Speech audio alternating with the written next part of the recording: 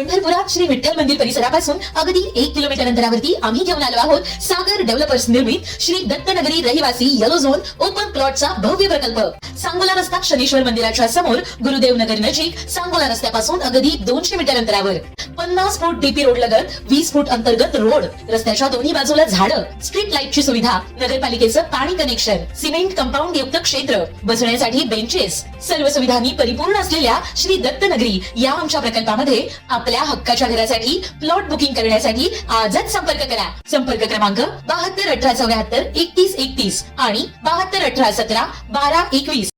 उपमुख्यमंत्री सुनेत्रा पवार यांच्याकडे आणखीन एक महत्त्वाची जबाबदारी आली आहे। पुणे जिल्हा शिक्षण मंडळाच्या अध्यक्षपदी सुनेत्रा पवार यांची आज बिनविरोध निवड करण्यात आली। पुणे जिल्हा शिक्षण मंडळाच्या सभासदांच्या उपस्थितीमध्ये झालेल्या बैठकीत सुनेत्रा पवार यांची एकमताने निवड झाली। हे पद अजित पवारांकडे होते। अजित पवार 20 वर्षापासून पुणे जिल्हा शिक्षण मंडळाचे अध्यक्ष होते।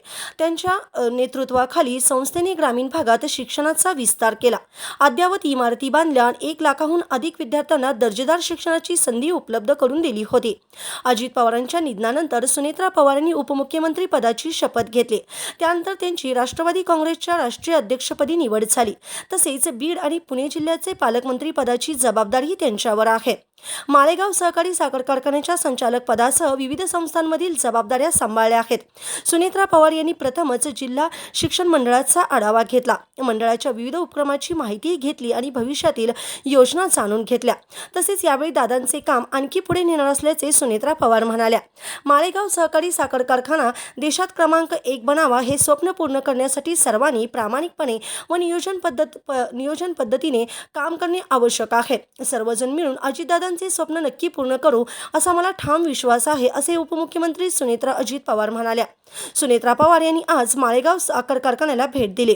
गेली काही वर्ष अजितदादांची सकाळ कारखान्याचे एमडी यांना फोन करण्यापासून होत असायची। अनेक कारखान्यांना मी देखील अधूनमधून भेट देत होते। कारखान्याबाबत सखोल माहिती नसली तरी माझी तोंड ओळख आहे, त्यामुळे काम करताना जरी अडचणी आल्या तरी सहकार्यांमुळे अशक्य होणार नाही। कारखाना कसा चांगला चालेल याकडे माझे लक्ष असेल, असे त्या म्हणाल्या।